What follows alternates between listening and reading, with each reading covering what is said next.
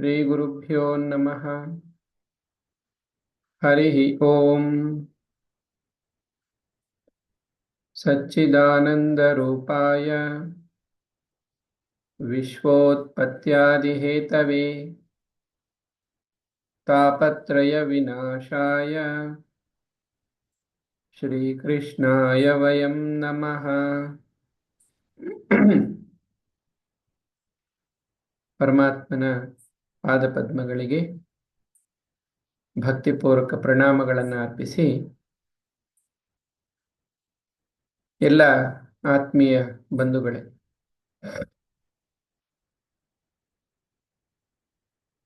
ಇವತ್ತಿನ ಈ ಆಧ್ಯಾತ್ಮಿಕ ಪ್ರವಚನದಲ್ಲಿ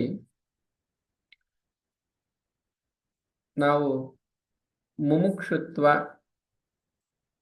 ಅನ್ನುವಂತಹ ಒಂದು ವಿಚಾರವನ್ನು ಗಮನಿಸ್ತಾ ಇದ್ದೀವಿ. ಮುಮುಕ್ಷುತ್ವ ಅನ್ನೋದು ಎಷ್ಟು ಮುಖ್ಯವಾದ್ದು ಮನುಷ್ಯನಿಗೆ ಎನ್ನುವುದನ್ನ ಶಂಕರ ಭಗವತ್ಪಾದರು ವಿವೇಕ ಚೂಡಾಮಣಿಯಲ್ಲಿ ತಿಳಿಸ್ತಾರೆ. ಮನುಷ್ಯತ್ವಂ ಮುಮುಕ್ಷುತ್ವಂ ಮಹಾಪುರುಷ ಸಂಶ್ರಯಃ ದುರ್ಲಭಂ ಏತತ್ರಯಂ. ಈ ಮನುಷ್ಯ ಜೀವನದಲ್ಲಿ ಮನುಷ್ಯತ್ವವನ್ನು ಪಡ್ಕೊಳ್ಳೋದು, ಮನುಷ್ಯ ಶರೀರವನ್ನ ಧಾರಣೆ ಮಾಡ್ಕೊಂಡು ಬಂದಿದ್ರು ಕೂಡ ಮನುಷ್ಯತ್ವವನ್ನ ಹೊಂದಿರುವಂಥವರು ಎಲ್ಲರೂ ಆಗಿರೋದಿಲ್ಲ. ಮನುಷ್ಯತ್ವ ಅಂದ್ರೆ ಧರ್ಮ ಮಾರ್ಗದಲ್ಲಿ, ಅಂದ್ರೆ ಮಾನವ ಧರ್ಮ, ಅದನ್ನೇ ನಾವು ಮಾನವೀಯ ಮೌಲ್ಯಗಳು,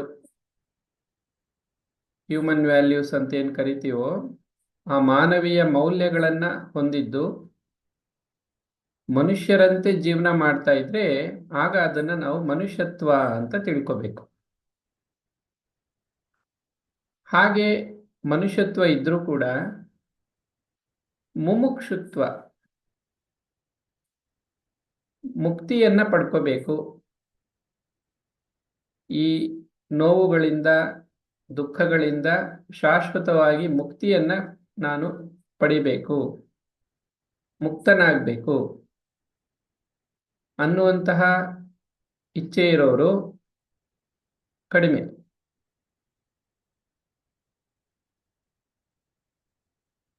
ಮುಕ್ತಿಯನ್ನ ಪಡಿಬೇಕು ಅನ್ನೋ ಇಚ್ಛೆ ಇದ್ರೂ ಕೂಡ ಮಹಾಪುರುಷರ ಆಶ್ರಯ ಅದನ್ನ ಗಳಿಸಿರುವಂಥವರು ಇನ್ನೂ ಕಡಿಮೆ. ಹೀಗಾಗಿ ಆಚಾರ್ಯರು ತಿಳಿಸ್ತಾರೆ, ಈ ಮೂರು ಕೂಡ ಬಹಳ ದುರ್ಲಭವಾದ್ದು. ಮಾನವ ಧರ್ಮವನ್ನ ಅನುಷ್ಠಾನ ಮಾಡಿಕೊಂಡು ಮನುಷ್ಯನಂತೆ ಬದುಕ್ತಾ ಇದ್ರು. ಈ ಮಾನವ ಸಮಾಜದಲ್ಲೇ ಇಲ್ಲಿನ ಪರಿಸ್ಥಿತಿಗಳು, ಸ್ಥಿತಿಗತಿಗಳನ್ನೇ ಹೊಂದಿಕೊಂಡು ಹಾಗೆಯೇ ಜೀವನ ಮಾಡುವಂಥವರು ಬಹಳಷ್ಟು ಜನ ಇರ್ತಾರೆ. ಯಾರೋ ಕೆಲವರಿಗೆ ಎಷ್ಟು ಕಾಲ ಅಂತ ಹೀಗೆ ನೋವನ್ನು ಅನುಭವಿಸ್ತಾ ಇರೋದು. ಪ್ರತಿನಿತ್ಯ ಈ ಶರೀರ ಬಾಧೆಯನ್ನ ಕೊಡ್ತಾ ಇದೆ.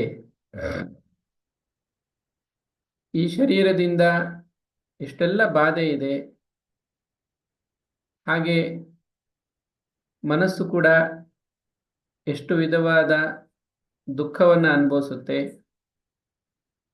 ಹೀಗಾಗಿ ಇದರಿಂದ ಬಿಡುಗಡೆಯನ್ನು ಪಡಿಬೇಕು ಅನ್ನುವಂಥ ಇಚ್ಛೆ ಬರುತ್ತೆ. ಅದನ್ನೇ ಮುಮುಕ್ಷುತ್ವ ಅಂತ ಕರೆದಿದೆ.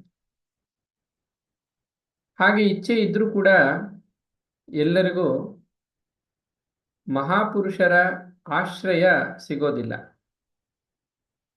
ಮಹಾಪುರುಷರು ಅಂದ್ರೆ ಮಾನವ ಜನ್ಮದ ಪುರುಷಾರ್ಥವನ್ನ ಗಳಿಸಿರುವಂಥವರು ಮಹಾಪುರುಷರು. ಮಾನವ ಜನ್ಮದ ಪುರುಷಾರ್ಥ ಏನು? ಭಗವಂತನ ಸಾಕ್ಷಾತ್ಕಾರ ಅಂತ. ಭಗವಂತನ ಸಾಕ್ಷಾತ್ಕಾರವನ್ನು ಪಡ್ಕೊಂಡಿರೋರಿಗೆ ಇಲ್ಲಿ ಮಹಾಪುರುಷರು ಅಂತ ಕರೆದಿದೆ. ಅಂಥವರ ಆಶ್ರಯ ಸಿಗೋದು ಇನ್ನೂ ಕಷ್ಟ, ಇನ್ನೂ ದುರ್ಲಭ. ಹೀಗಾಗಿ ಏತತ್ರಯಂ, ಈ ಮೂರು ಕೂಡ ಬಹಳ ದುರ್ಲಭವಾದ್ದು. ಯಾರಿಗೆ ಈ ಮೂರೂ ದೊರೆತಿದೆಯೋ ನಿಜವಾಗಿಯೂ ಅವರೇ ಧನ್ಯರು, ಅವರ ಜೀವನ ಸಾರ್ಥಕ ಆಯಿತು ಅಂತ. ಶ್ರೀಕೃಷ್ಣ ಪರಮಾತ್ಮ ಭಗವದ್ಗೀತೆಯಲ್ಲಿ ಹೇಳುವಂಥ ವಿಚಾರ, ಮನುಷ್ಯಾಣಾಂ ಸಹಸ್ರೇಷು ಕಶ್ಚಿನ್ ಮಾಂ ವೇತ್ತಿ ತತ್ವತಃ.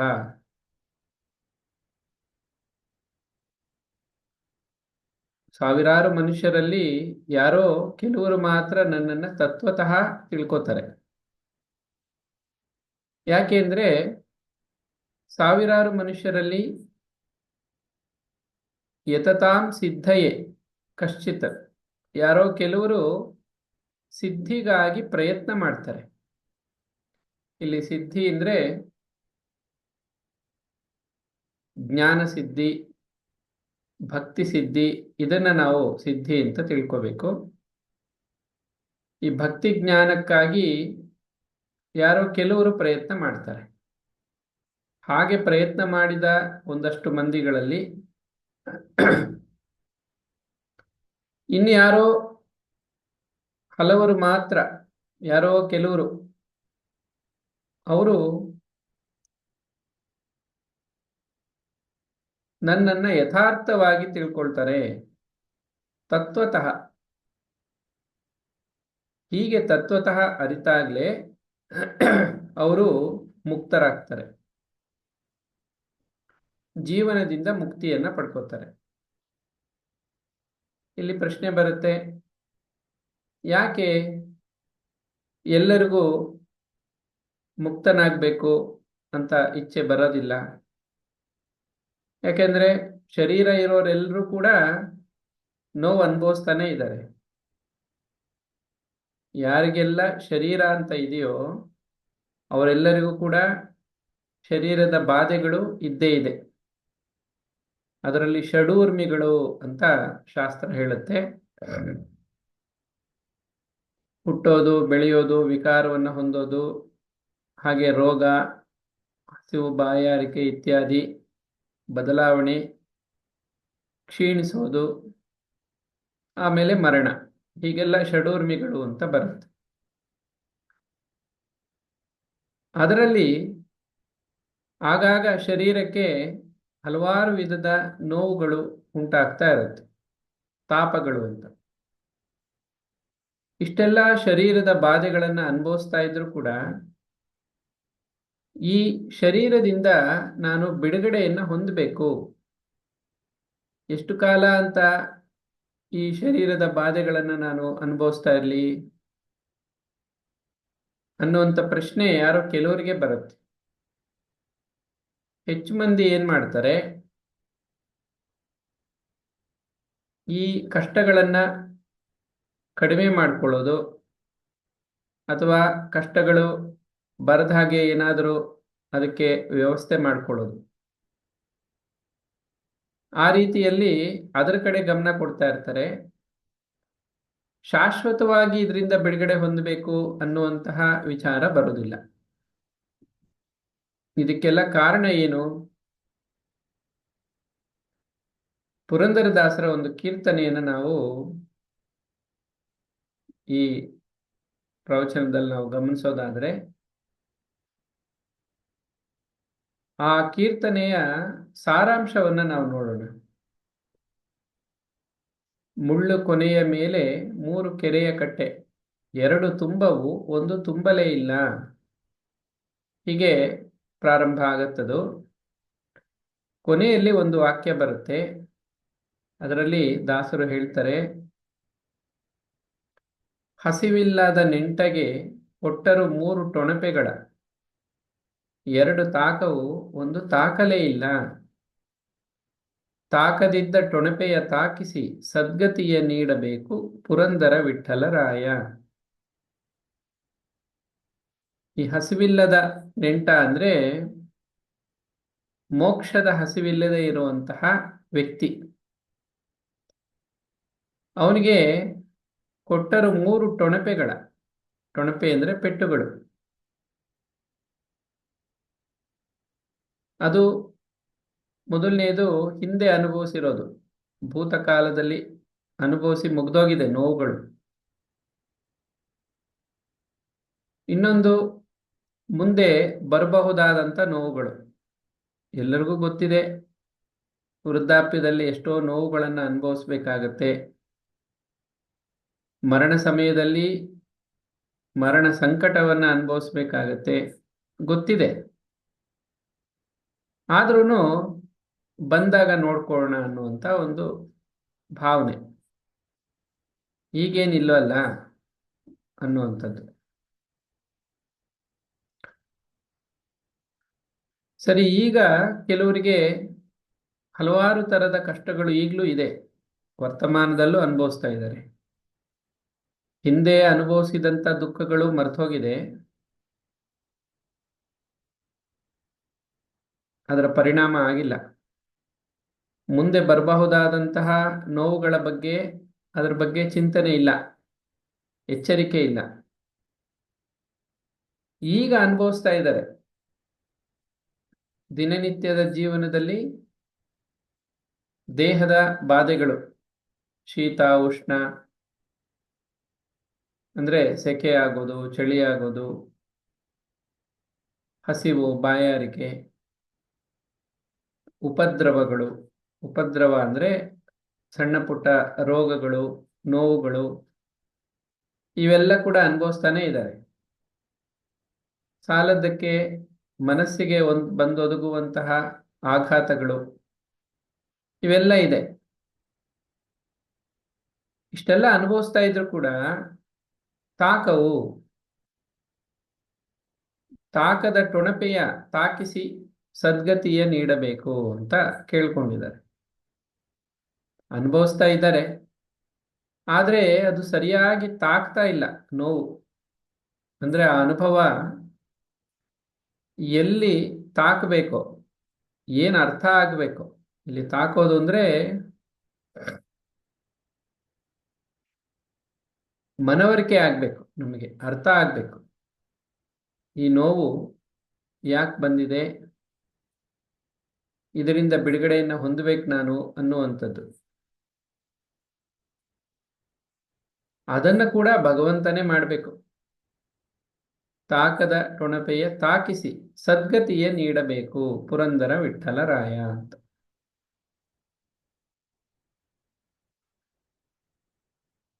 ಇದು ಹಲವಾರು ಜನ್ಮಗಳ ನಂತರ ಅರ್ಥ ಆಗುವಂಥ ವಿಚಾರ. ಪರಮಾತ್ಮನೇ ಹೇಳೋ ಹಾಗೆ ಬಹೂನಾಂ ಜನ್ಮನಾಮಂತೆ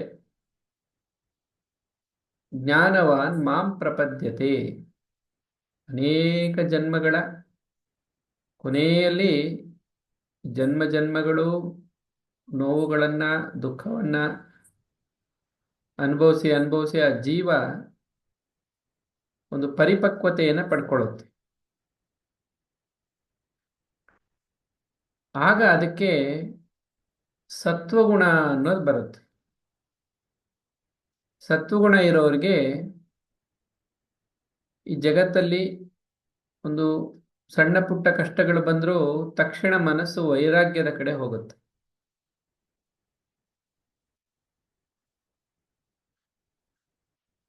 ಇದು ಯಾಕಪ್ಪ ಬಂತು ಕಷ್ಟ, ನಾನೇನ್ ಮಾಡಿದ್ದೆ, ಅವರು ಬೇರೆ ಯಾರ ಮೇಲೂ ಆರೋಪ ಹೊರಿಸಲ್ಲ.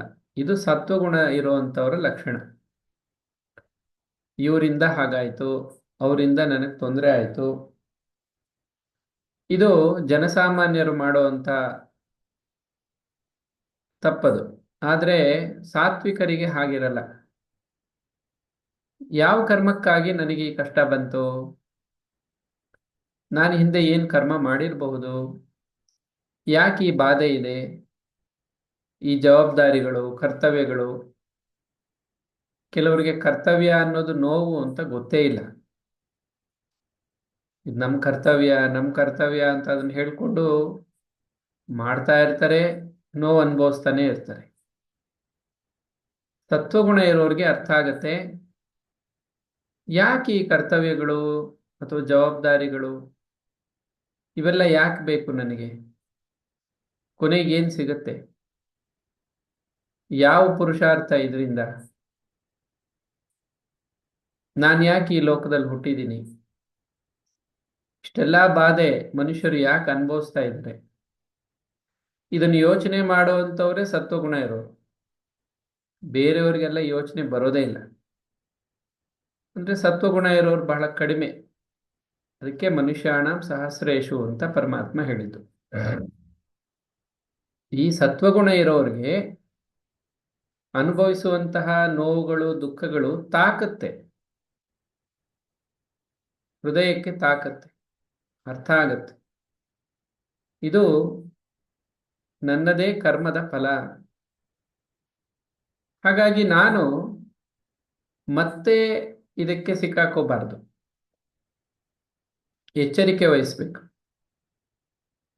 ಆಗ ಅವರು ಎಚ್ಚರಿಕೆಯಿಂದ ಜೀವನ ಮಾಡ್ತಾರೆ. ಯಾರನ್ನು ದೂರೋದಿಲ್ಲ, ಯಾರ ಮೇಲೂ ಕ್ರೋಧ ಇಲ್ಲ. ತಾನೇನು ಅನುಭವಿಸ್ತಾ ಇದ್ದೀನೋ ಅದಕ್ಕೆ ತಾನೇ ಕಾರಣ, ತನ್ನ ಕರ್ಮವೇ ಪೂರ್ವ ಕರ್ಮದ ಫಲವೇ ಇದು ಅಂತ ಅರ್ಥ ಮಾಡ್ಕೋತಾರೆ. ಇದು ಬಹಳ ಮುಖ್ಯ. ಇಷ್ಟೆಲ್ಲ ಆದ್ಮೇಲೆ ಅವ್ರೇನ್ ಮಾಡ್ತಾರೆ, ತಿದ್ಕೋತಾರೆ. ಹಿಂದೆ ಮಾಡಿದ ಕರ್ಮದ ಫಲ ಈಗ ಅನುಭವಿಸ್ತಾ ಇದ್ದೀನಿ, ಪುನಃ ಇದೇ ತರ ತಪ್ಪುಗಳನ್ನ ಮಾಡ್ತಾ ಹೋದ್ರೆ ಜೀವನದಲ್ಲಿ ಪುನಃ ಈ ನೋವುಗಳನ್ನ ನಾನು ಅನುಭವಿಸ್ಬೇಕಾಗತ್ತೆ, ಮತ್ತೆ ಹುಟ್ಟಬೇಕಾಗತ್ತೆ, ಮತ್ತೆ ಇದೇ ತರ ಕಷ್ಟಗಳನ್ನ ಅನುಭವಿಸ್ಬೇಕಾಗತ್ತೆ ಅನ್ನುವಂಥದ್ದು ಆ ಕರ್ಮ ಸಿದ್ಧಾಂತ, ಆ ಸೂಕ್ಷ್ಮತೆಗಳು ಸತ್ವಗುಣ ಇರೋರಿಗೆ ಅರ್ಥ ಆಗುತ್ತೆ. ಆಗ ತಿದ್ಕೋತಾರೆ ಅವರು. ಅವರು ಯಾರನ್ನೋ ಉದ್ಧಾರ ಮಾಡಬೇಕು ಅಂತ ಪ್ರಯತ್ನ ಮಾಡಲ್ಲ. ಏಕೆಂದ್ರೆ ತಾನೇ ನೀರಲ್ಲಿ ಮುಳುಗ್ತಾ ಇರುವಾಗ ನಾನು ಯಾರನ್ನ ಕಾಪಾಡಕ್ ಹೋಗ್ಲಿ, ನಾನೇ ಮುಳುಗೋಗ್ತಾ ಇದ್ದೀನಿ. ಹಾಗಾಗಿ ತನ್ನನ್ನು ತಾನು ಮೊದಲು ಕಾಪಾಡಿಕೊಂಡ್ರೆ ಅದೇ ಬಹಳ ದೊಡ್ಡ ಸಾಧನೆ. ಬೇರೆಯವರನ್ನ ಯಾರು ಕಾಪಾಡ್ತಾರೆ? ಬಹಳಷ್ಟು ಜನಕ್ಕೆ ಅನ್ಸುತ್ತೆ ಅವಾಗ, ಅಯ್ಯೋ ಇದು ಸ್ವಾರ್ಥ ಅಲ್ವಾ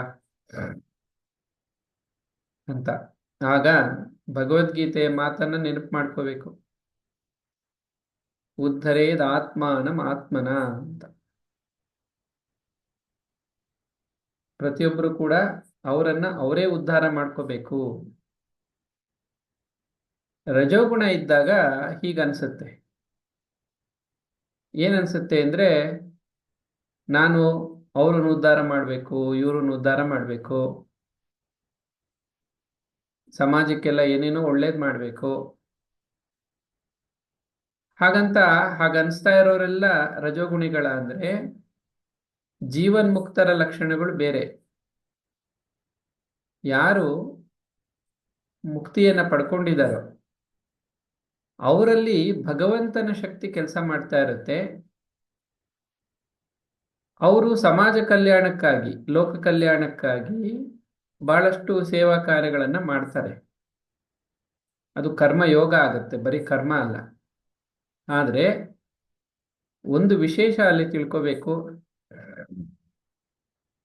ಅವರಿಗೆ ನನ್ನಿಂದ ಈ ಎಲ್ಲ ಸೇವಾ ಕಾರ್ಯ ನಡೀತಾ ಇದೆ ಅನ್ನೋ ಭಾವನೆ ಕಿಂಚಿತ್ತೂ ಇರಲ್ಲ.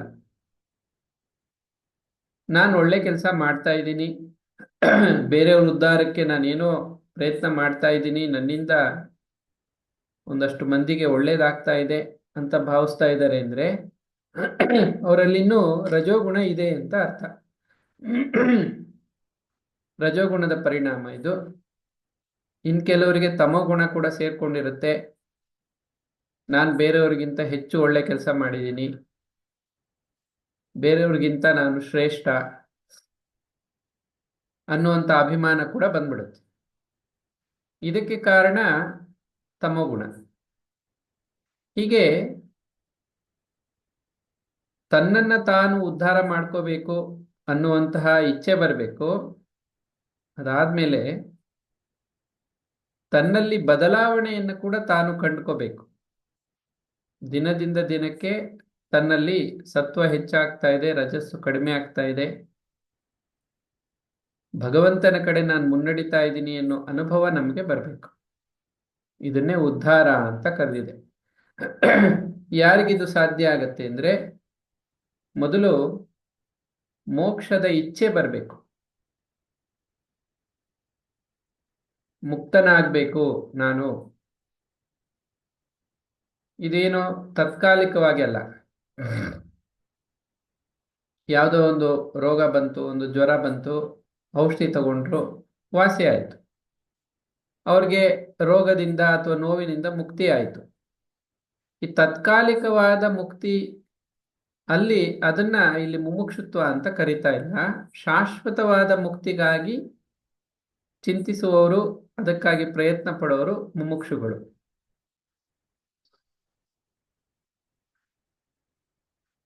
ಹೀಗಾಗಿ ನಾವು ಯಾರು ಮುಮುಕ್ಷುಗಳು, ಮುಮುಕ್ಷುತ್ವವನ್ನು ಪಡ್ಕೊಳ್ಳೋದು ಹೇಗೆ, ಇದ್ರ ಬಗ್ಗೆ ಪುರಂದರದಾಸರ ಈ ಕೃತಿಯಲ್ಲಿ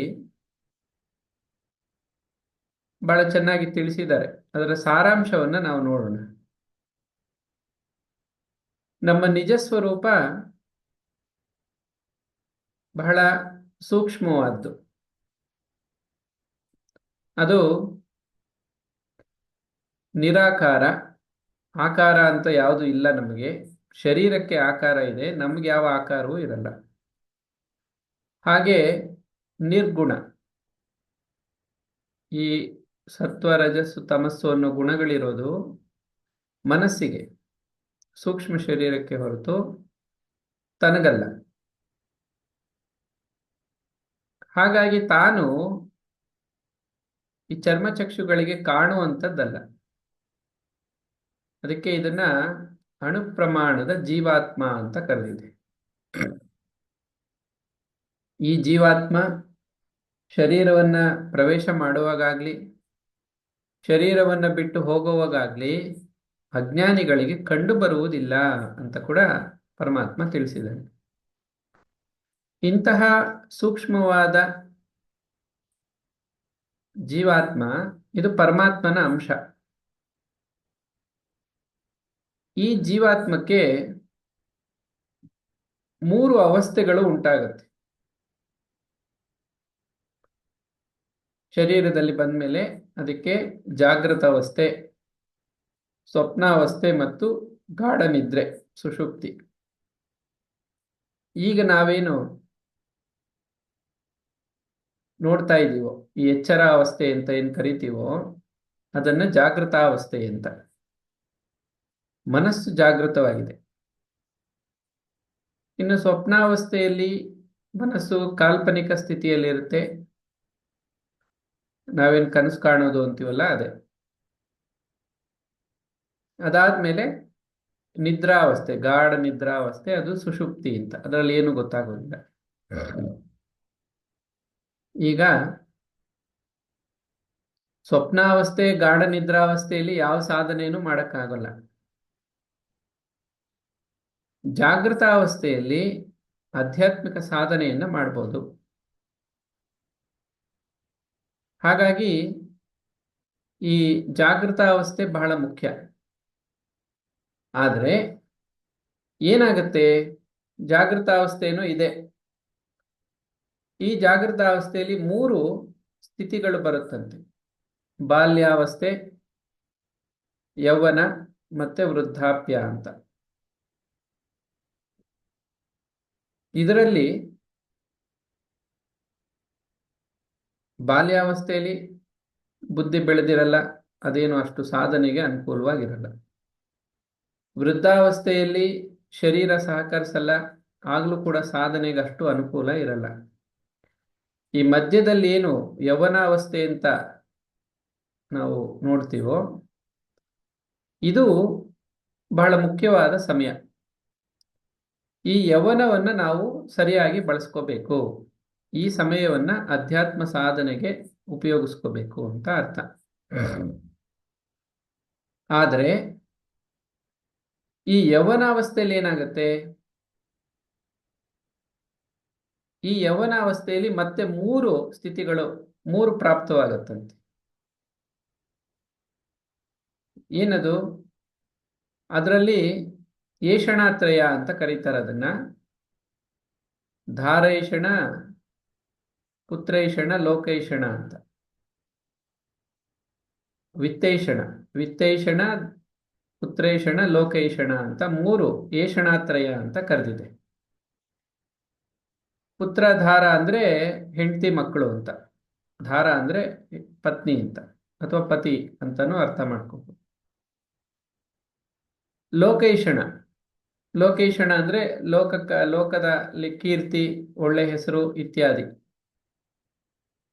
ವಿತ್ತೈಷಣ ಅಂದ್ರೆ ಹಣಕ್ಕಾಗಿ ಪ್ರಯತ್ನ ಮಾಡುವಂಥದ್ದು, ಧನವನ್ನ ಗಳಿಸೋದು. ಅದು ಜ್ಞಾನಧನ ಅಂತಾನೂ ಆಗ್ಬೋದು, ಈ ಧನ ಅಂತ ಕೂಡ ಆಗ್ಬೋದು, ಎರಡನ್ನು ನಾವು ತಿಳ್ಕೋಬಹುದು. ಆದ್ರೆ ಈ 3ರಲ್ಲಿ ಉಪಯೋಗ ಆಗುವಂಥದ್ದು ಯಾವುದು? ಹೆಂಡತಿ ಮಕ್ಕಳು ಅಥವಾ ಗಂಡ ಮಕ್ಕಳಿಂದ ಅವರಿಂದ ಮುಕ್ತಿಗೇನು ಉಪಯೋಗ ಆಗೋದಿಲ್ಲ. ಇನ್ನು ಲೋಕೈಷಣ, ಅದರಿಂದ ಕೂಡ ಏನು ಉಪಯೋಗ ಇಲ್ಲ. ವಿತ್ತೈಷಣದಿಂದ ಆಗತ್ತೆ ಅಂತ ಹೇಳಿದೆ. ಜ್ಞಾನಧನ ಮತ್ತೆ ಲೌಕಿಕ ಧನ, ಇವೆರಡನ್ನು ನಾವು ಸಾಧನೆಗೆ ಬಳಸ್ಕೋಬಹುದು. ಹೇಗೆ? ಇದಕ್ಕೆ 3 ತರದ್ದು ಇದೆ. ಒಂದು ಭೋಗ, ಹಣವನ್ನ ತಾನು ಭೋಗ ಜೀವನ ಮಾಡಿ ಕಳ್ಕೋಬಹುದು. ಇನ್ನೊಂದು ನಾಶ, ಯಾರೋ ಕದ್ಕೊಂಡು ಹೋಗ್ಬೋದು ಹಣವನ್ನ, ಆ ಅರ್ಥದಲ್ಲಿ ಹೇಳಿದೆ. ಮತ್ತೊಂದಿದೆ, ಅದನ್ನ ದಾನ ಅಂತ ಕರೀತಾರೆ, ದಾನ. ಹಾಗಾಗಿ ಆ ವಿತ್ತೈಷಣಕ್ಕೆ ಬರುವಂತ 3 ಮಾರ್ಗಗಳು ಉಪಯೋಗ ಆಗುವಂಥದ್ದು ವಿತ್ತೈಷಣ ಅಂತ ಆಯ್ತು. ಅದರಲ್ಲಿ 3 ಮಾರ್ಗಗಳು: ದಾನ ಮಾಡೋದು, ಭೋಗ, ನಾಶ. ಭೋಗ ನಾಶದಿಂದ ಉಪಯೋಗ ಇಲ್ಲ, ದಾನ ಮಾಡೋದ್ರಿಂದ ಆತ್ಮೋದ್ಧಾರಕ್ಕೆ ಅಥವಾ ಸಾಧನೆಗೆ ಅನುಕೂಲ ಆಗತ್ತೆ, ಪೂರಕವಾಗುತ್ತೆ. ಸರಿ, ದಾನನೂ ಮಾಡಿದ್ರು, ಆದ್ರೆ ಆ ದಾನಕ್ಕೆ ಮತ್ತೆ 3 ದಾರಿ ಇದೆ. ಏನು ಅಂದ್ರೆ, ದಾನವನ್ನೇನೋ ಮಾಡ್ತಾರೆ, ಅದು ವಿದ್ಯಾದಾನನೂ ಆಗಿರ್ಬೋದು, ಧನ ಇತ್ಯಾದಿ ದಾನವನ್ನು ಮಾಡ್ಬೋದು. ಆದರೆ ಆ ದಾನಕ್ಕೆ 3 ಮಾರ್ಗಗಳು. ಒಂದು, ಕೀರ್ತಿಯನ್ನ ಗಳಿಸ್ಬೇಕು ಅನ್ನುವಂಥ ಭಾವನೆಯಿಂದ ಮಾಡ್ತಾರೆ. ಬಹಳಷ್ಟು ಮಂದಿ ಒಳ್ಳೆ ಹೆಸರು ಬರುತ್ತೆ ಅಂತ ಮಾಡ್ತಾರೆ. ಇನ್ ಕೆಲವರು ಪುಣ್ಯ ಗಳಿಸ್ಬೋದು, ಇದರಿಂದ ಪುಣ್ಯ ಸಂಚಯ ಆಗತ್ತೆ, ಅದರಿಂದ ಮುಂದಿನ ಜನ್ಮದಲ್ಲಿ ಒಳ್ಳೇದಾಗತ್ತೆ ಅಥವಾ ಸ್ವರ್ಗ ಇತ್ಯಾದಿ ಭೋಗಗಳನ್ನು ಅನುಭವಿಸ್ಬೋದು ಅನ್ನೋ ಭಾವನೆನೂ ಇರುತ್ತೆ. ಆದರೆ ಇವೆರಡರಿಂದ ಅಧ್ಯಾತ್ಮ ಸಾಧನೆಗೇನು ಉಪಯೋಗ ಆಗೋದಿಲ್ಲ. ಮತ್ತೇನಿರ್ಬೇಕಲ್ಲಿ? ದಾನ ಮಾಡೋದು ಭಗವತ್ ಪ್ರೀತ್ಯರ್ಥವಾಗಿ ಅಂತ ದಾನ ಮಾಡಿರ್ಬೇಕು. ಆಗ ಅದು ಯಜ್ಞ ಆಗತ್ತೆ. ಅದನ್ನೇ ಪರಮಾತ್ಮ ಗೀತೆಯಲ್ಲಿ ಹೇಳಿರೋದು, ಯತ್ ಕರೋಷಿ ಯದ್ ಅಶ್ನಾಸಿ ಯದ್ ದದಾಸಿ. ನೀನು ಕೊಡೋದು, ಸೇವೆ ಮಾಡೋದು ಇತ್ಯಾದಿ ಏನೆಲ್ಲ ಇದೆಯೋ, ಶ್ರಮದಾನ ಅಂತಾನೂ ಒಂದಿದೆ. ಈ ಎಲ್ಲ ಕೂಡ ತತ್ಪುರುಷ ಮದರ್ಪಣಂ, ಭಗವತ್ ಪ್ರೀತ್ಯರ್ಥವಾಗಿ ದಾನ ಮಾಡಿದ್ದಾಗ ಮಾತ್ರ ಆ ದಾನ ಅನ್ನೋದು ಆಧ್ಯಾತ್ಮಿಕ ಸಾಧನೆಗೆ ಪೂರಕ ಆಗುತ್ತೆ. ಈಗ ನಾವು ಇಲ್ಲಿವರೆಗೂ ಗಮನಿಸ್ತಾ ಇರೋದು ಒಂದೊಂದನ್ನು ನಾವು ನೆನ್ಪಿಟ್ಕೋಬೇಕು. ಅವಸ್ಥಾತ್ರಯಗಳು, ಜಾಗೃತಾವಸ್ಥೆ, ಸಾಧನೆಗೆ ಪೂರಕ. ಸಾಧನೆಯ ದೃಷ್ಟಿಯಲ್ಲಿ ಇಟ್ಕೊಂಡು ಹೇಳ್ತಾ ಇರೋದು ಪ್ರತಿಯೊಂದು. ಅದರಲ್ಲಿ ಯವನಾವಸ್ಥೆ ಸಾಧನೆಗೆ ಪೂರಕ. ಆ ಯವನಾವಸ್ಥೆಯಲ್ಲಿ ಧಾರೈಷಣ, ಪುತ್ರೈಷಣ, ಲೋಕೈಷಣ ಇದ್ಯಾವುದು ಉಪಯೋಗ ಇಲ್ಲ. ವಿತ್ತೈಷಣ ಇರುವಂತ ಸಂಪತ್ತು, ಜ್ಞಾನ, ಧನ, ಇನ್ನೊಂದು ಮತ್ತೊಂದು, ಅದನ್ನ ದಾನ ಮಾಡೋದ್ರಿಂದ ಸಾಧನೆಗೆ ಅನುಕೂಲ ಆಗತ್ತೆ, ಆಧ್ಯಾತ್ಮಿಕ ಸಾಧನೆಗೆ ಪೂರಕವಾಗುತ್ತೆ. ಹೇಗೆ ದಾನ ಮಾಡಬೇಕು? ಅದನ್ನ ಭಗವತ್ ಪ್ರೀತ್ಯರ್ಥವಾಗಿ ಮಾಡಬೇಕು. ಇಷ್ಟಾದ್ಮೇಲೆ ಅಲ್ಲಿಗೆ ಮುಗಿಯಲ್ಲ. ಭಗವತ್ ಪ್ರೀತ್ಯರ್ಥವಾಗಿ ಸತ್ಕರ್ಮಗಳನ್ನ, ಶ್ರಮದಾನ, ವಿದ್ಯಾದಾನ, ಧನದಾನ ಇವೆಲ್ಲ ಮಾಡಿದ್ರು ಅದರಿಂದ ಏನಾಗುತ್ತೆ? ದೈವ ಕೃಪೆ ಆಗತ್ತೆ. ಭಗವತ್ ಪ್ರೀತ್ಯರ್ಥವಾಗಿ ಮಾಡಿದ್ರಿಂದ ದೈವ ಕೃಪೆ ಆಗತ್ತೆ. ದೈವ ಕೃಪೆ ಆದ್ಮೇಲೆ ಅದರಿಂದ ಸತ್ವಗುಣ ಪ್ರಾಪ್ತಿಯಾಗತ್ತೆ. ಸತ್ವಗುಣದನ್ನ ನಾವು ವೃದ್ಧಿ ಮಾಡ್ಕೊಳ್ಳೋಕ್ಕೆ ಇಷ್ಟೆಲ್ಲ ಆಗ್ಬೇಕಾಗತ್ತೆ ಸಾಧನೆ. ಸುಮ್ಮನೆ ಸತ್ವಗುಣ ಬರಲ್ಲ. ಯಾಕೆಂದ್ರೆ ಮನುಷ್ಯ ಸ್ವಭಾವತಃ ರಜೋಗುಣಿ. ರಜೋಗುಣ ಹೆಚ್ಚಾಗಿರುತ್ತೆ ಮನುಷ್ಯನಲ್ಲಿ. ಚಟುವಟಿಕೆ, ಸ್ವಾರ್ಥ, ಕಾಮಕ್ರೋಧಗಳು ಇವೆಲ್ಲ ಸಹಜವಾಗಿ ಮನುಷ್ಯನಲ್ಲಿ ಇರುತ್ತೆ. ಅದನ್ನೆಲ್ಲ ಪಕ್ಕಕ್ಕಿಟ್ಟು ಭಗವಂತನಿಗಾಗಿ ಸೇವಾ ಕಾರ್ಯ, ದಾನ ಇತ್ಯಾದಿಗಳನ್ನು ಮಾಡಿದಾಗ ಸತ್ವಗುಣ ವೃದ್ಧಿಯಾಗತ್ತೆ. ಈಗ ಸತ್ವಗುಣ ವೃದ್ಧಿ ಆಯಿತು, ಅಲ್ಲಿಗೆ ಮುಮುಕ್ಷುತ್ವ ಬಂದ್ಬಿಡ್ತು ಅಂತಲ್ಲ. ಸತ್ವಗುಣ ವೃದ್ಧಿ ಆದ್ಮೇಲೂ ಕೂಡ ಅದರಲ್ಲಿ 3 ತರ ಭಾವನೆಗಳು ಬರುತ್ತಂತೆ ಸಾತ್ವಿಕರಿಗೆ. ಸತ್ವಗುಣದಿಂದ ಜ್ಞಾನ ಮತ್ತು ಇರೋದ್ರಲ್ಲಿ ಮನಃಶಾಂತಿ ಇವೆಲ್ಲ ಸಿಗುತ್ತೆ. ಆದ್ರೆ ಆಗೇನಾಗುತ್ತೆ? ತಪಸ್ ಮಾಡಬೇಕು ಅನ್ನೋ ಭಾವನೆ ಬರುತ್ತೆ. ತಪಸ್ಸು, ಸೇವೆ, ಸತ್ಸಂಗ, ಭಗವದ್ಭಕ್ತರ ಸಂಘ, ಭಗವದ್ ವಿಚಾರಗಳಲ್ಲಿ ಆಸಕ್ತಿ, ಈ 3 ತರ ಬರುತ್ತೆ ಸತ್ವಗುಣದಿಂದ ಫಲ. ಬಹಳಷ್ಟು ಜನ ನಿಸ್ವಾರ್ಥ ಸೇವೆ ಮಾಡಬೇಕು, ಅದನ್ನೇ ಬಹಳ ಮುಖ್ಯ ಅಂತ ತಿಳ್ಕೊಂಡ್ಬಿಡ್ತಾರೆ.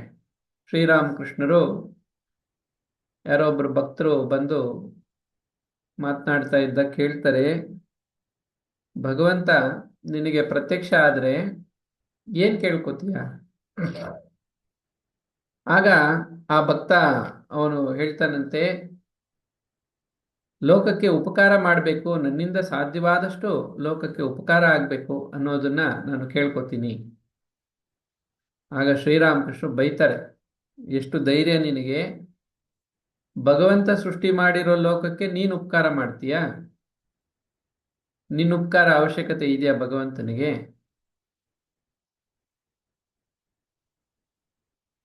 ಅಂತ ಬುದ್ಧಿವಾದ ಹೇಳ್ತಾರೆ. ನಿನ್ನ ಆತ್ಮೋದ್ಧಾರ ಮಾಡ್ಕೊಳಕ್ ನೀನು ಹುಟ್ಟಿರೋದು, ಅದನ್ನ ಮಾಡ್ಕೋ ಅಂತ ಹೇಳ್ತಾರೆ.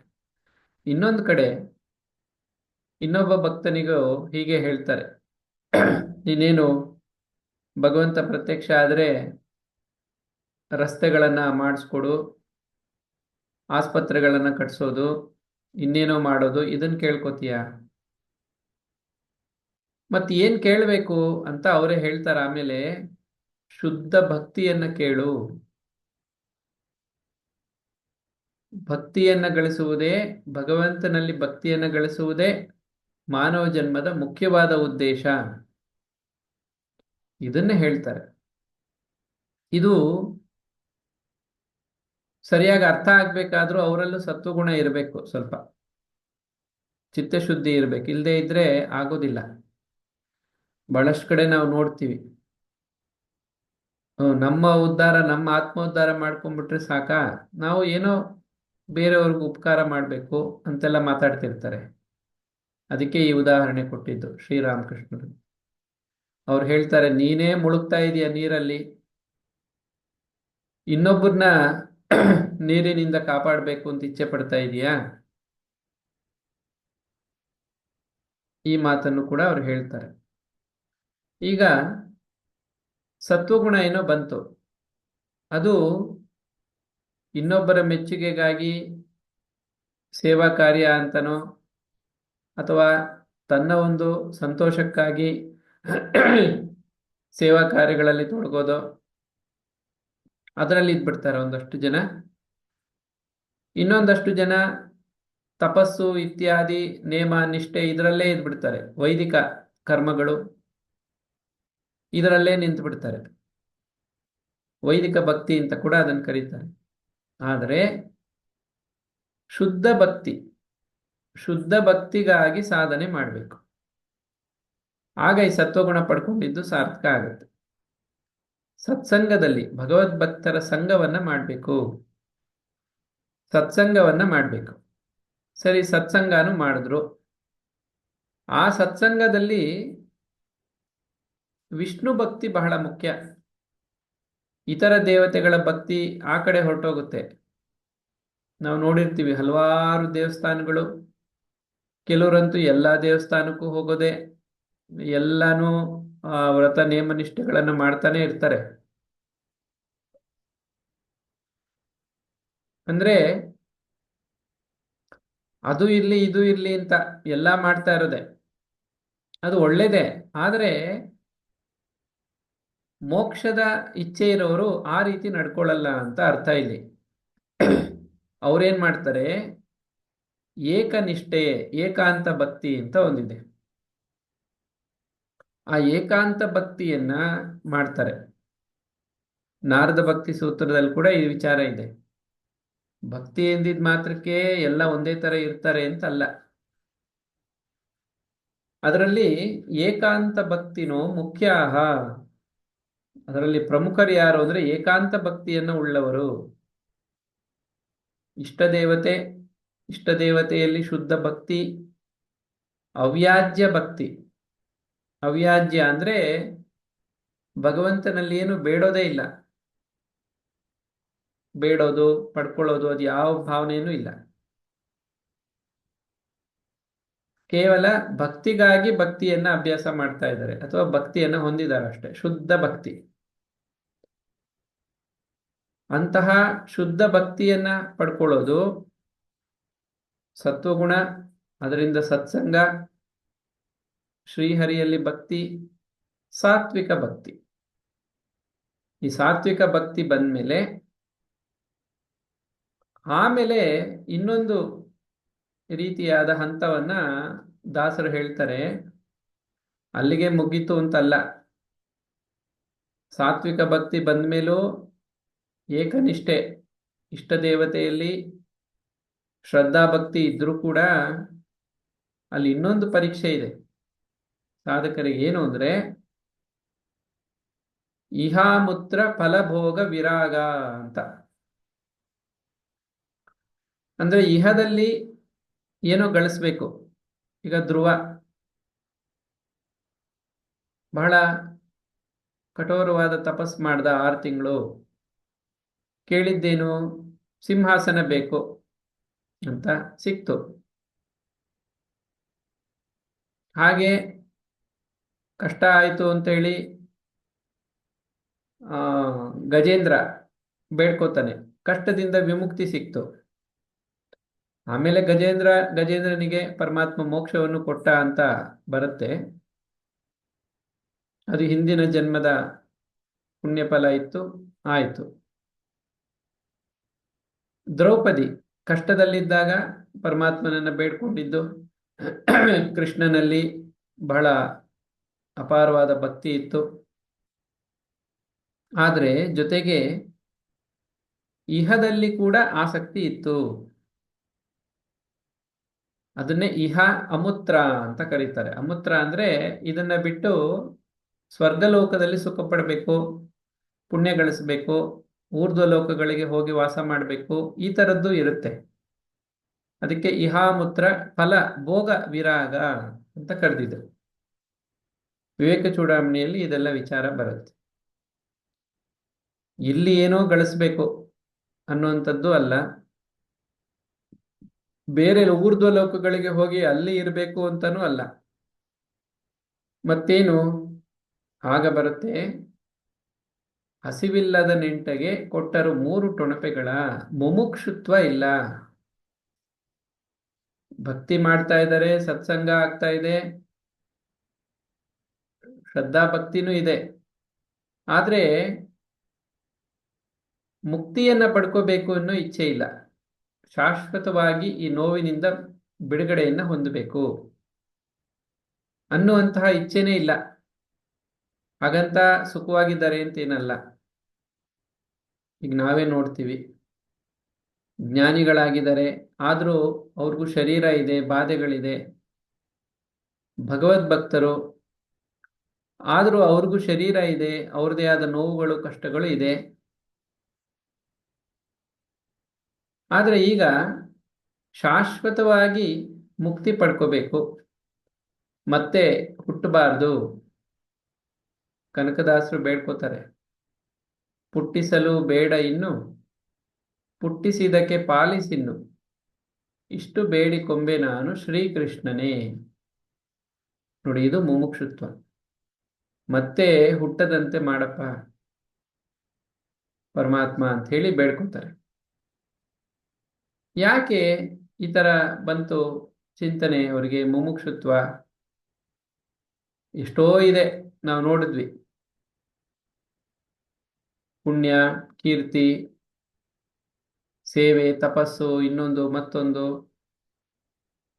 ಊರ್ಧ್ವ ಲೋಕಗಳಲ್ಲಿ ಹೋಗಿ ವಾಸ ಮಾಡುವಂಥದ್ದು, ಈ ಥರದ್ದೆಲ್ಲ ಬಹಳಷ್ಟಿದೆ. ಇವೆಲ್ಲ ದಾಟ್ಕೊಂಡು ಬಂದ್ಮೇಲೂ ಕೊನೆಗೆ ಬರುವಂಥದ್ದು ಸಾಕು, ಮತ್ತೆ ಹುಟ್ಟೋದು, ಸಾಯೋದು, ಈ ಜೀವನ, ಈ ನೋವುಗಳು, ಇದರಿಂದ ಬಿಡುಗಡೆಯನ್ನು ಹೊಂದಬೇಕು. ಈ ಮುಮುಕ್ಷುತ್ವನೇ ಬಹಳ ಮುಖ್ಯ. ಅದಕ್ಕೆ ಚತುರ್ವಿಧ ಪುರುಷಾರ್ಥಗಳಲ್ಲಿ ಧರ್ಮ, ಅರ್ಥ, ಕಾಮಗಳಾದ್ಮೇಲೆ ಮೋಕ್ಷವನ್ನ ಬಹಳ ವಿಶೇಷವಾಗಿ ತಿಳಿಸ್ತಾರೆ. ಈ ಮುಮುಕ್ಷುತ್ವ ಬರಬೇಕು ಮನುಷ್ಯರಿಗೆ. ಮುಮುಕ್ಷುತ್ವ ಬಂದ ಮಾತ್ರಕ್ಕೆ ಆ ಜನ್ಮದಲ್ಲೇ ಮುಕ್ತರಾದ್ರು ಅಂತಾನೂ ಅಲ್ಲ. ನಾವು ಆ ಉದಾಹರಣೆಗಳು ಬಹಳಷ್ಟು ನೋಡಿದೀವಿ. ಮುಮುಕ್ಷುತ್ವ ಬಂದ್ಮೇಲೂ ಪರಮಾತ್ಮ ಹೇಳ್ತಾನೆ, ಪ್ರಹ್ಲಾದ ಕೇಳಿದ್ನಂತೆ, ಪರಮಾತ್ಮ ನನಗೆ ಮೋಕ್ಷ ಕೊಡಪ್ಪ ಸಾಕು ಅಂತ. ನಾರಾಯಣನ ದರ್ಶನ ಆದಾಗ ಆಗ ಪರಮಾತ್ಮ ಹೇಳ್ತಾನೆ, ನೀನಿನ್ನೂ 2 ಸರಿ ಬರ್ಬೇಕಾಗಿದೆಯಪ್ಪ, ನೀನ್ ಮತ್ತೆ ಹುಟ್ಟಬೇಕು. ಆ ಪ್ರಹ್ಲಾದನ ಮತ್ತೊಂದು ಜನ್ಮವೇ ವ್ಯಾಸತೀರ್ಥರು, ಅಂದ್ರೆ ಪುರಂದರದಾಸರು, ಕನಕದಾಸರು ಗುರುಗಳಾಗಿ, ಆಮೇಲೆ ರಾಘವೇಂದ್ರ ಸ್ವಾಮಿಗಳು ಅಂತ ಕೂಡ ಬರುತ್ತೆ. ಅಂದ್ರೆ ಮುಮುಕ್ಷುತ್ವ ಪಡ್ಕೊಂಡ್ಮೇಲೂ ಏನಾದ್ರೂ ಪರಮಾತ್ಮನ ಆದೇಶ ಆದ್ರೆ ಅಥವಾ ಏನೋ ಒಂದು ಕರ್ಮದ ಶೇಷ ಇದ್ರೆ ಮತ್ತೆ ಹುಟ್ಟಬೇಕಾಗತ್ತೆ. ಆದ್ರೆ ಆ ಜನ್ಮದ ವಿಶೇಷತೆ ಬೇರೆ ಇದೆ. ಮುಮುಕ್ಷುತ್ವ ಬಂದ ಮೇಲೆ ಅದು ಬರೋದಷ್ಟು ಸುಲಭ ಇಲ್ಲ. ನಾವು ಇಷ್ಟೊತ್ತು ಗಮನಿಸಿದ್ವಿ, ಅಷ್ಟು ಸುಲಭವಾಗಿ ಮುಮುಕ್ಷುತ್ವ ಬರಲ್ಲ. ನಾವು ನೋಡ್ತಾ ಇರ್ತೀವಿ, ಬಾಧೆಗಳು ಅನುಭವಿಸ್ತಾನೆ ಇರ್ತಾರೆ. ಮತ್ತವರು ಸಜ್ಜನರೇ, ಒಳ್ಳೆಯವರು, ಭಗವಂತನಲ್ಲಿ ಭಕ್ತಿ ಇದೆ, ಒಳ್ಳೆ ಕೆಲಸ ಮಾಡ್ತಾರೆ, ದಾನ ಮಾಡ್ತಾರೆ, ಎಲ್ಲ ಮಾಡ್ತಾರೆ. ಆದ್ರೆ ಮುಕ್ತಿ ಪಡ್ಕೋಬೇಕು ಅನ್ನೋ ಇಚ್ಛೆ ಇರಲ್ಲ. ಆದ್ರೆ ಮುಕ್ತಿಯನ್ನ ಗಳಿಸ್ಬೇಕು ಅನ್ನೋ ಇಚ್ಛೆ ಒಂದು ಸರಿ ಬಂದ ಮೇಲೆ, ಮುಮುಕ್ಷುತ್ವ ಒಂದು ಸರಿ ಬಂತು ಅಂದ್ರೆ, ಕರ್ಮಶೇಷ ಏನಾದ್ರೂ ಇದ್ರೆ ಅಥವಾ ಪರಮಾತ್ಮನ ಇಚ್ಛೆಯಂತೆ ಮತ್ತೇನಾದ್ರೂ ಲೋಕ ಕಲ್ಯಾಣಕ್ಕಾಗಿ ಹುಟ್ಟಿ ಬರೋದಿದ್ರೂ ಆಗ ಅವರಿಗೆ ಈ ರೀತಿಯಾದ ಭವಬಾಧೆಗಳು ಸಾಮಾನ್ಯವಾಗಿ ಇರಲ್ಲ. ಹೊರಗಡೆ ಇರುವಂತೆ ತೋರುತ್ತೆ, ಆದ್ರೆ ಅಂತರಂಗದಲ್ಲಿ ಅವರು ಮುಕ್ತರಾಗೋಗಿರ್ತಾರೆ. ಅವ್ರಿಗೆ ಈಗಾಗಲೇ ಸೂಕ್ಷ್ಮ ಶರೀರ, ಸ್ಥೂಲ ಶರೀರದಿಂದ ಬಿಡುಗಡೆ ಆಗೋಗಿರುತ್ತೆ. ಅವರನ್ನ ಕಾರಣ ಜನ್ಮ ಅಂತ ಕರೀತಾರೆ. ಅವರು ಹುಟ್ಟಿದ ಮೇಲೆ ಅವರ ಪೂರ್ತಿ ಯೋಗಕ್ಷೇಮದ ಜವಾಬ್ದಾರಿ ಭಗವಂತ ಹೊತ್ಕೊಂಡಿರ್ತಾನೆ. ಅಂದ್ರೆ ನಾವಿಲ್ಲಿ ಗಮನಿಸಿದ್ದಿಷ್ಟು, ಮುಮುಕ್ಷುತ್ವ ಬಹಳ ಮುಖ್ಯ. ಆ ಹಂತಕ್ಕೆ ಬರೋವರೆಗೂ ಬಹಳಷ್ಟು ಪರೀಕ್ಷೆಗಳನ್ನ ಹಾದು ಬರಬೇಕು ಅಂತಾನೆ ಹೇಳ್ಬೋದು. ಅದಕ್ಕೆ ಎಲ್ಲ ಕಡೆ ಮೂರ್ ಮೂರು ಹೇಳ್ತಾ ಬರ್ತಾರೆ ದಾಸರು. ಎಲ್ಲೋ ಒಂದ್ ಕಡೆ ಸಿಕ್ಕಾಕೋತಾರೆ. ಒಂದು ಯೌವನದಲ್ಲಿದ್ದಾಗ ಭೋಗಾಸಕ್ತಿ. ಅನ್ನಮಾಚಾರ್ಯರ ಉದಾಹರಣೆನೇ ನಾವು ನೋಡ್ಬೋದು. ಕಾರಣ ಜನ್ಮ ಅಂತ ಹೇಳ್ತಾರೆ, ಆದ್ರೆ ಅವ್ರು ಕೂಡ ಯಾವುದೋ ಒಂದು ಶಾರೀರಿಕ ಆಸಕ್ತಿ ಆಕರ್ಷಣೆಯಲ್ಲಿ ಇದ್ರಂತೆ. ಭಗವಂತ ಬಂದು ಎಚ್ಚರಿಸ್ತಾನೆ. ಯೌವನದಲ್ಲಿ ಆ ರೀತಿ ದಾರೇಷಣ ಪುತ್ರೇಷಣದ ಕಡೆ ಹೊಟ್ಟೋಗುತ್ತೆ. ಅದನ್ನು ಬಿಟ್ಟು ಬಂದ್ಮೇಲೆ ದಾನ ಧರ್ಮ ಮಾಡ್ತಾರೆ, ಆದ್ರೆ ಕೀರ್ತಿ ಪ್ರತಿಷ್ಠೆ ಕಡೆ ಹೊಟ್ಟೋಗುತ್ತೆ. ಉದಾಹರಣೆ ಬಲಿಚಕ್ರವರ್ತಿ. ಬಲಿಚಕ್ರವರ್ತಿ ಪ್ರಹ್ಲಾದನ ಮೊಮ್ಮಗ, ಮಹಾವಿಷ್ಣು ಭಕ್ತ. ಆದರೂ ಬಲಿಚಕ್ರವರ್ತಿಗೆ ಕೀರ್ತಿಯ ಒಂದು ಭಾವನೆ ಇರುತ್ತೆ. ನಾನು ಕೀರ್ತಿ ಗಳಿಸ್ಬೇಕು ಅಂತನೋ,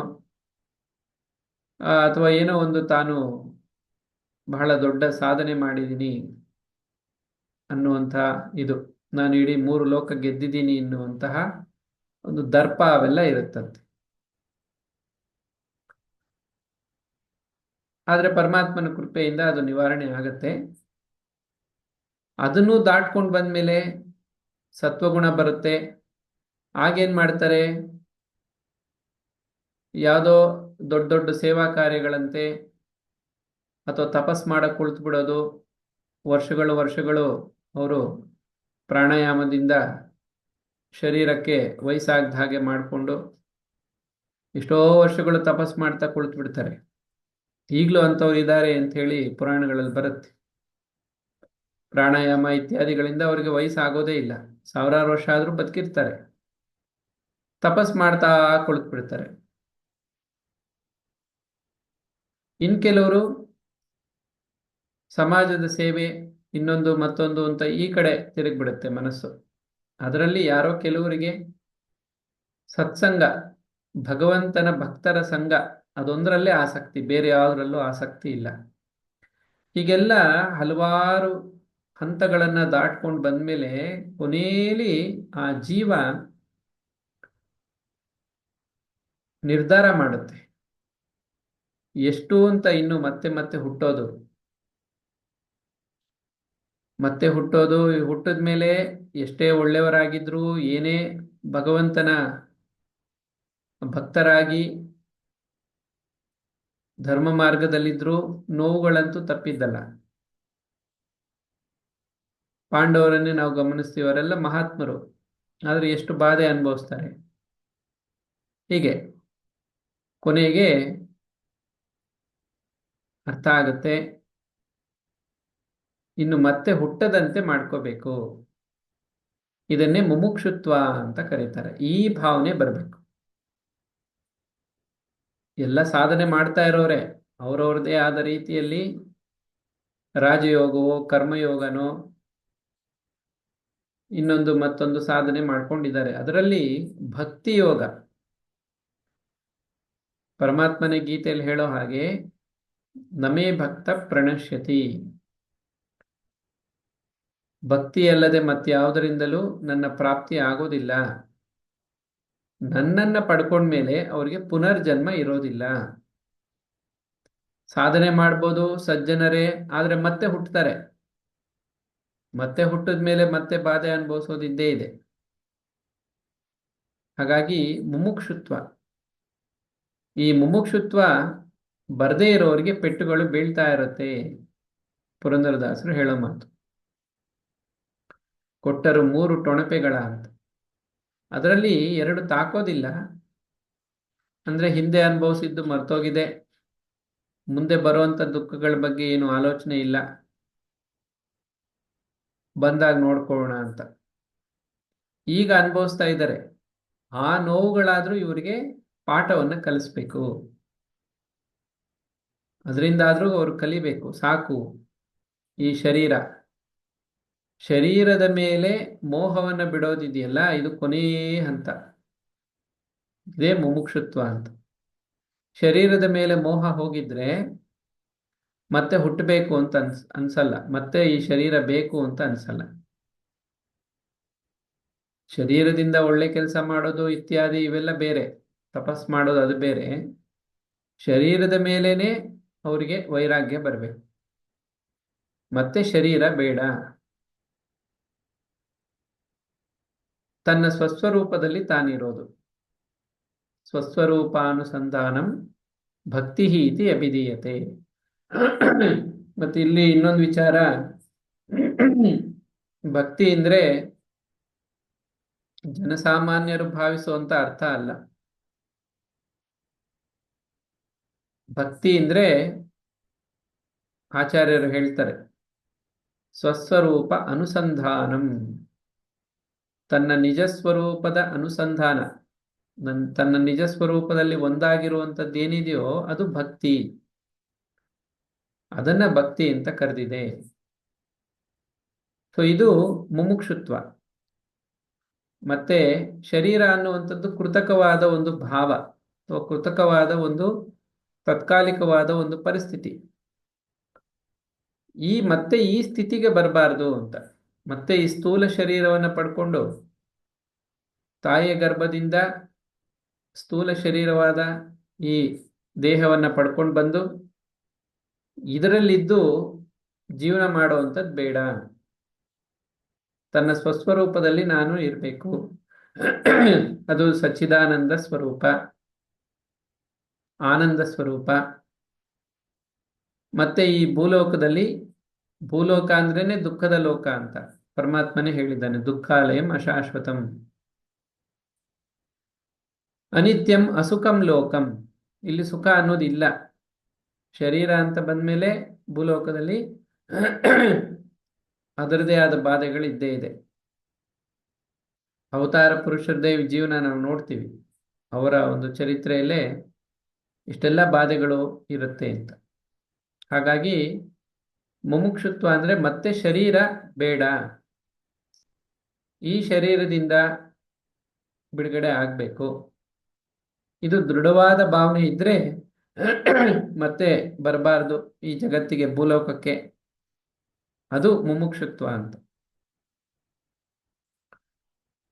ಸರಿ, ಇದು ಯಾಕೆ ಇಷ್ಟೊಂದು ವೈರಾಗ್ಯ ಅವ್ರಿಗೆ ಬರುತ್ತೆ ಶರೀರದ ಬಗ್ಗೆ?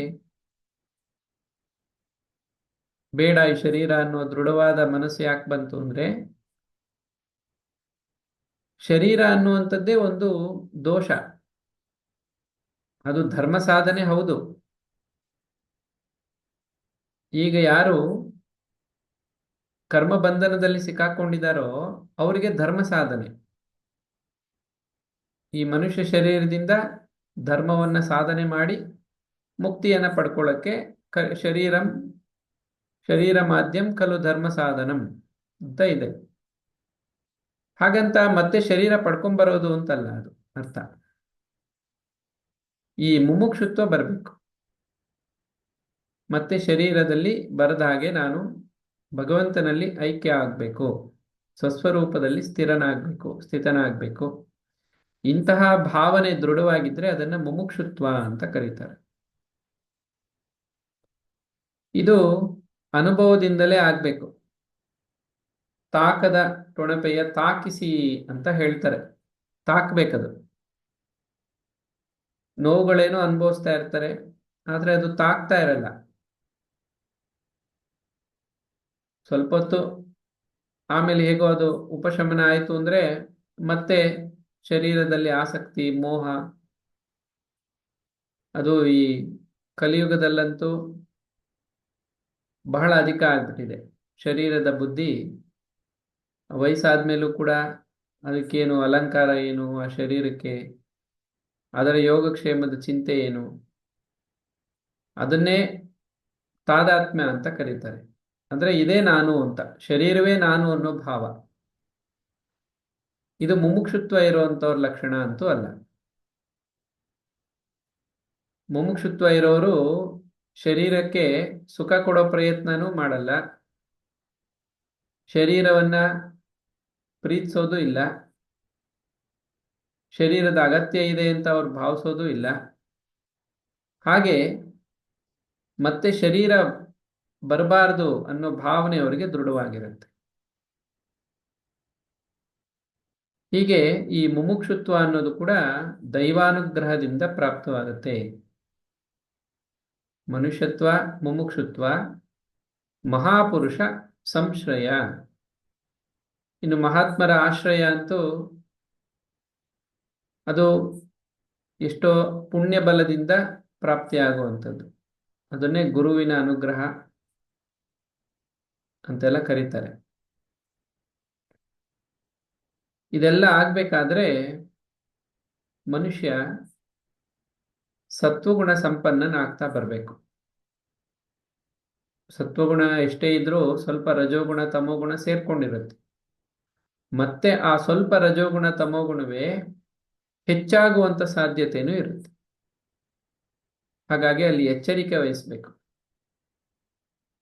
ಮತ್ತೆ ಲೋಕದ ಕಡೆ ಆಕರ್ಷಣೆನೋ, ಶರೀರದ ಕಡೆ ಆಕರ್ಷಣೆ, ಶರೀರದೊಂದಿಗೆ ತಾದಾತ್ಮ, ಇವೆಲ್ಲ ತಮೋಗುಣದ ಲಕ್ಷಣ. ಆದ್ರೆ ಕೀರ್ತಿ ಗಳಿಸಬೇಕು, ನಾನು ಅನ್ನೋ ಅಭಿಮಾನ, ಏನೋ ನಾನು ಸೇವಾ ಕಾರ್ಯ ಮಾಡಿ ಏನೋ ಯಾರನ್ನೋ ಉದ್ಧಾರ ಮಾಡಬೇಕು ಅನ್ನೋ ಭಾವ ಆಗಲಿ, ಈ ಥರದ್ದೆಲ್ಲ ರಜೋಗುಣದಿಂದ ಬಂದ್ಬಿಡುತ್ತೆ. ಸತ್ವಗುಣ ಇದ್ದಾಗ ಕರ್ತೃತ್ವ ಅನ್ನೋದೇ ಇರೋದಿಲ್ಲ. ಶುದ್ಧ ಜ್ಞಾನ ಇರುತ್ತೆ, ಶುದ್ಧ ಭಕ್ತಿ ಆ ರೂಪದಲ್ಲೇ ಇರುತ್ತೆ. ಶುದ್ಧ ಭಕ್ತಿ, ಶುದ್ಧ ಜ್ಞಾನ ಎರಡು ಒಂದೇ ಅಂತ ಶ್ರೀರಾಮಕೃಷ್ಣ ಹೇಳ್ತಾರೆ. ಹೀಗಾಗಿ ಈ ಮುಮುಕ್ಷುತ್ವ ಬಹಳ ಮುಖ್ಯವಾದ್ದು. ಜೀವನದ ಅನುಭವದಿಂದ ಇದು ಬರುತ್ತೆ. ಮತ್ತೆ ಹುಟ್ಟಬಾರದು, ಪರಮಾತ್ಮನಲ್ಲಿ ಒಂದಾಗಬೇಕು. ಹಾಗೆ ಈಗ ಶರೀರದ ಕಡೆ ಯಾವುದೇ ವಿಧವಾದ ಒಲವು ಇರಬಾರದು. ಅದಿದೆ, ಇರುತ್ತೆ. ಪ್ರಾರಬ್ಧ ಇರೋವರೆಗೂ ಶರೀರ ಇರುತ್ತೆ. ಪ್ರಾರಬ್ಧಕ್ಕೆ ಶರೀರವನ್ನು ಒಪ್ಪಿಸ್ಬಿಡ್ತಾರೆ.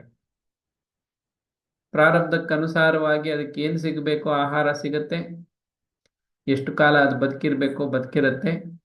ಆಮೇಲೆ ಅದು ಕಣ್ಮರೆ ಆಗ್ಬಿಡುತ್ತೆ ಶರೀರ. ನಾನು ಶಾಶ್ವತವಾಗಿರ್ತೀನಿ ಅನ್ನುವಂಥ ಜ್ಞಾನ ಕೂಡ ಮುಮುಕ್ಷುಗಳಿಗೆ ಇರುತ್ತೆ. ಇವತ್ತು ನಾವು ಅಧ್ಯಾತ್ಮ ಸಾಧನೆಯಲ್ಲಿ ಬಹಳ ಮುಖ್ಯವಾದ ವಿಚಾರ ಈ ಮುಮುಕ್ಷುತ್ವ ಅನ್ನುವಂಥದ್ದು. ಮೋಕ್ಷದ ಇಚ್ಛೆ, ಮತ್ತೆ ಹುಟ್ಟಬಾರದು ಅನ್ನುವಂಥ ಒಂದು ಇಚ್ಛೆ. ಇದರ ಬಗ್ಗೆ ಪುರಂದರದಾಸರ ಕೀರ್ತನೆ, ಅದರಲ್ಲಿರುವಂಥ ಕೆಲವು ಮುಖ್ಯವಾದ ಅಂಶಗಳನ್ನು ನಾವು ಗಮನಿಸಿದ್ವಿ. ಮುಂದಿನ ಪ್ರವಚನಗಳಲ್ಲಿ ನಮ್ಮ ಅಧ್ಯಾತ್ಮ ಸಾಧನೆಗೆ ಪೂರಕವಾಗುವಂತಹ ವಿಷಯಗಳನ್ನು ನಾವು ಗಮನಿಸ್ತಾ ಹೋಗೋಣ. ಹರಿ ಓಂ ತತ್ಸತ್. ಶ್ರೀರಾಮ ಕೃಷ್ಣ ಅರ್ಪಣಮಸ್ತು.